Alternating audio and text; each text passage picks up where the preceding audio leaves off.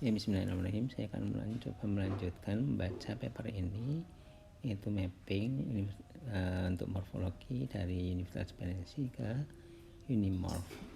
Saya terakhir sudah membaca sampai dengan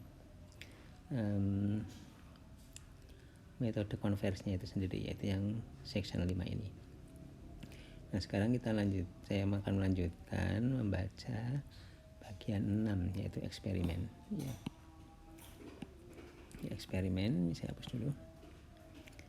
Ya, eksperimen ini menggunakan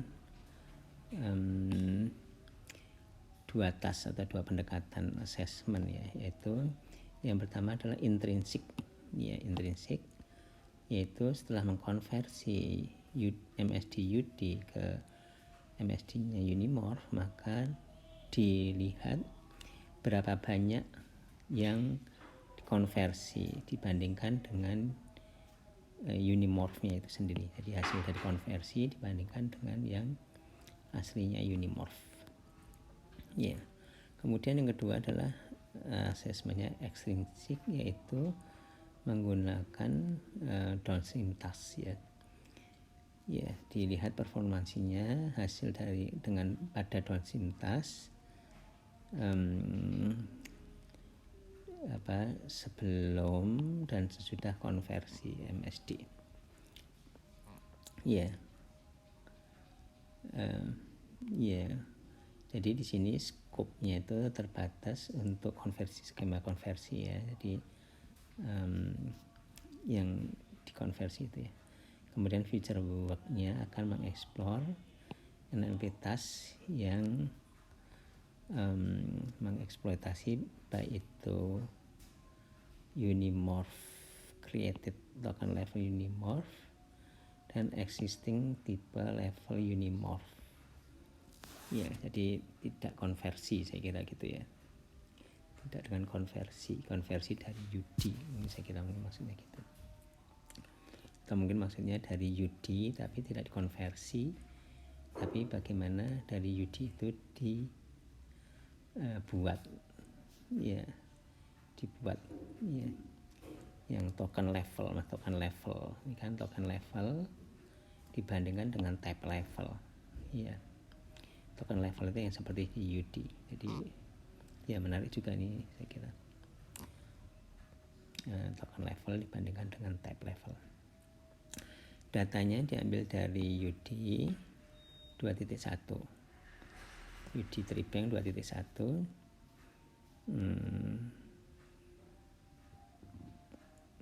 yang diambil dari nama-nama bahasa yang nama dasarnya seperti Spanish, bukan Spanish Ancora, yang basic name-nya. Kemudian tidak atau ditinggalkan di sini, tidak dilakukan konstruksi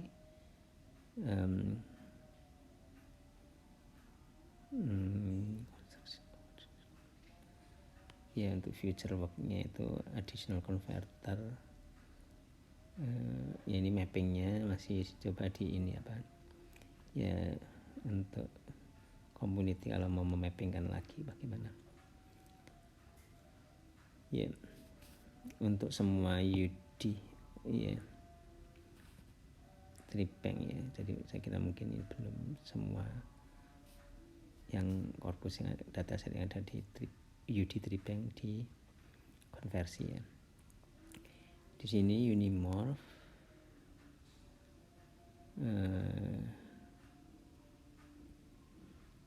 di mana Unimorph ini di sini per paket-paketnya itu berbahasa secara individual, tidak satu versi langsung semua Unimorph itu, ya.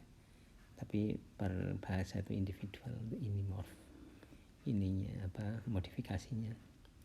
Kemudian Unimorph lookup table yang digunakan para penulis ini adalah versi terakhir yang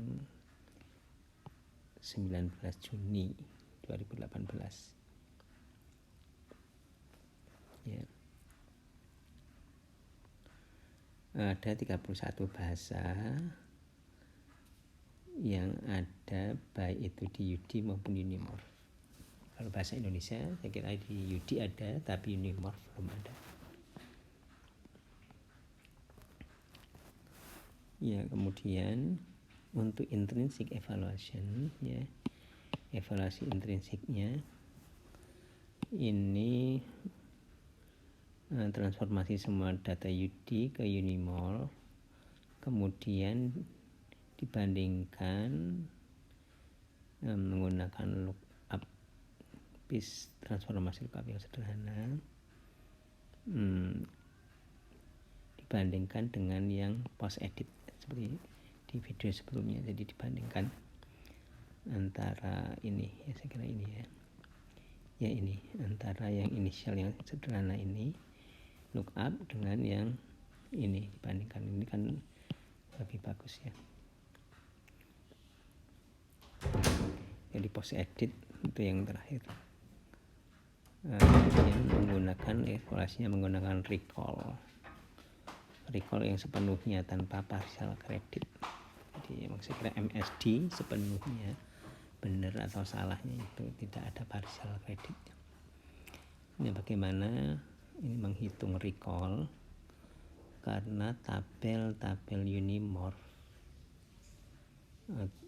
hanya untuk verb, noun dan adjektif atau kombinasinya untuk postnya ya, sehingga bisa dinilai, dieksamin performansinya itu untuk part of speech itu saja ya, karena di UD kan bukan hanya verb, noun dan adjektif.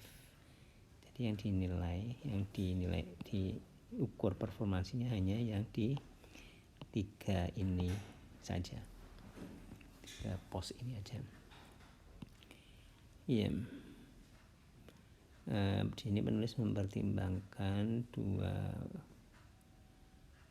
dua kata dikatakan sebagai match jika formnya dan lemanya ada di kedua resource-nya. Jadi dua-duanya ada formnya, yaitu inflected formnya, dan ada lemanya.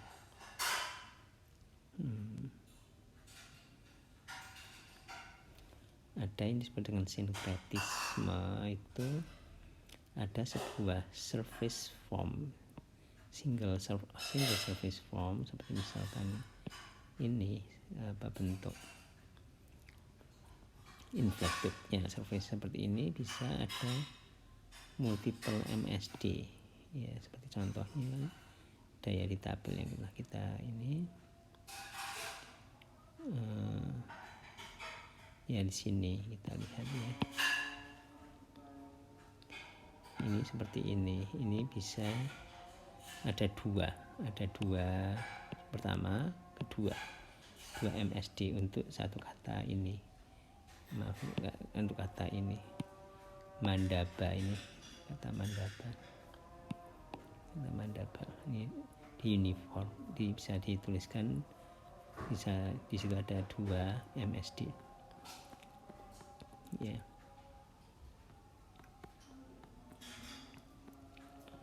Ada 2 MSD ya.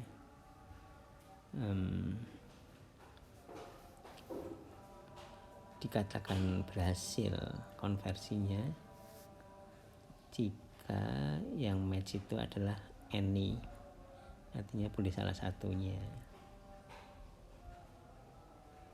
ya, sehingga di sini nilai recallnya jadi lebih naik ya.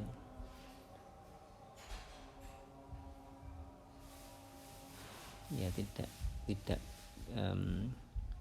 ya saya kira seperti itu. Oke. Mengapa tidak menggunakan held out test ya? Permasalahan di sini adalah tidak learning, jadi tidak ada training, testing gitu datanya, karena tidak learning. Ya pertanyaan mengapa tidak menggunakan head out test itu pertanyaan yang tidak pas ya, karena memang tidak ada training set ya. Oke, saya kira seperti itu sudah cukup jelas. Kemudian berikutnya adalah yang kedua adalah extrinsic evaluation, yaitu yang hasil konversi itu di tes performansinya pada downstream task ya, yang menggunakan informasi MSD itu. Di sini downstream tasknya adalah morphological tagging ya, morphological tagging ya. Ya, kemudian dievaluasi taggernya tersebut untuk yang hasil dari transformnya, hasil dari mappingnya yang dari paper ini ya. Kemudian di sini hanya digunakan 8 bahasa yang dipilih secara random yang ada di UD maupun Unimorph. Tapi kenapa hanya 8 ya, alasannya mungkin nggak disebutkan di sini. Nah, kemudian metrik evaluasinya adalah F1 yang di rata-rata menggunakan rata-rata makro ya.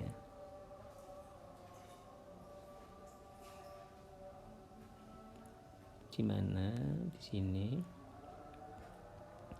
dites pada data yang sudah ada disediakan oleh UD Tribank, ada pembagian tesnya.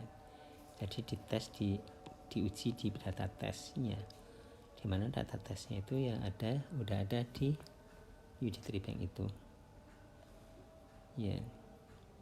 Kemudian juga dibandingkan dengan yang tidak ditransform, yang yang aslinya saya kira ya. Jadi aslinya itu maksudnya mungkin adalah yang Unimorph asli dengan yang Unimorph hasil translasi dari UD ya, dibandingkan untuk morphological tagger, dibandingkan dengan state of the art-nya, state of the art morphological tagger.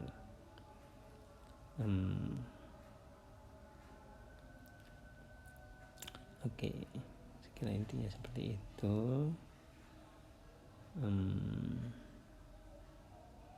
Ini menggunakan hyperparameter yang ada di penulisnya. Hyperparameternya maksudnya mungkin penulis mungkin maksudnya yang ini ya, hyperparameternya iya. Jadi menggunakan taggernya dengan hyperparameter yang udah ada itu.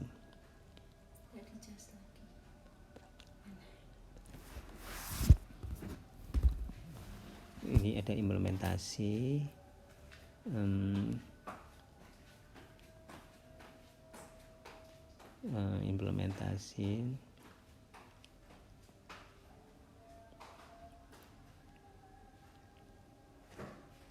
ya.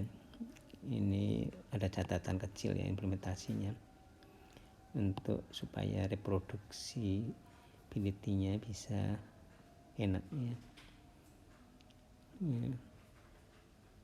Ya, mungkin saya kira intinya adalah seperti itu. Jadi menggunakan yang assessment extrinsic ini menggunakan morphological tagger ya, kita seperti itu. Insya Allah nanti akan kita lanjutkan di bagian 7 ini, yaitu resultnya.